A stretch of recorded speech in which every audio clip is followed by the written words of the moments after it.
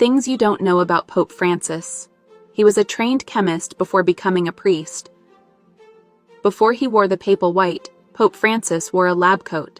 Born Jorge Mario Bergoglio, he studied chemistry and worked in a food science lab in Buenos Aires.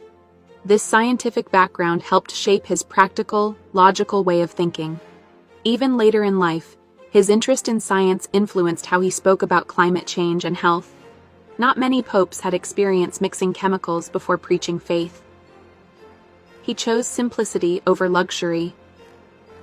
When he became pope in 2013, Francis broke a major tradition.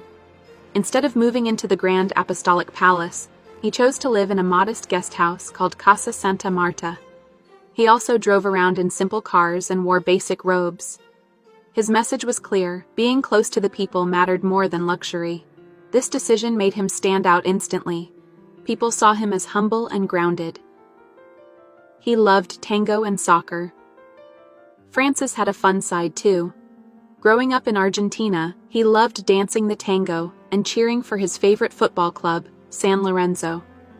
Even as Pope, he stayed connected to his roots, sometimes joking about matches and even receiving team jerseys. His passion for the game made him feel relatable, especially to younger generations.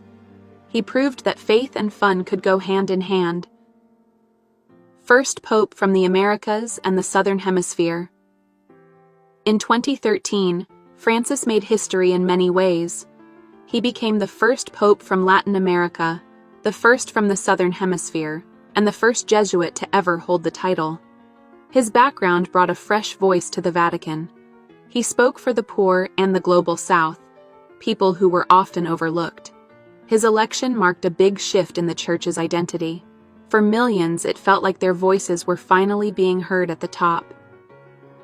He built bridges between religions. Francis wasn't just focused on Catholics. He wanted peace across all faiths.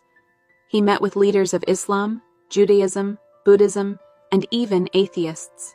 In 2019, he signed a historic document promoting peace with the Grand Imam of Al-Azhar.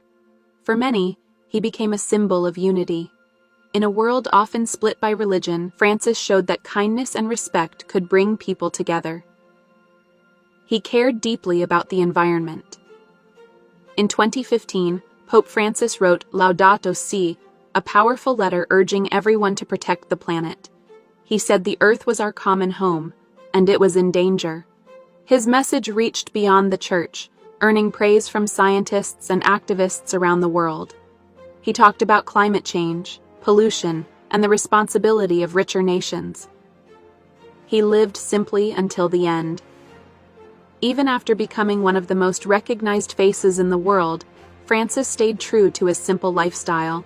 He carried his own bag, refused bodyguards, and often made surprise visits to those in need. When he got sick in 2025, he chose to stay in his small Vatican apartment instead of moving to a hospital. His final Easter blessing just a day before his passing was a moment of calm and grace.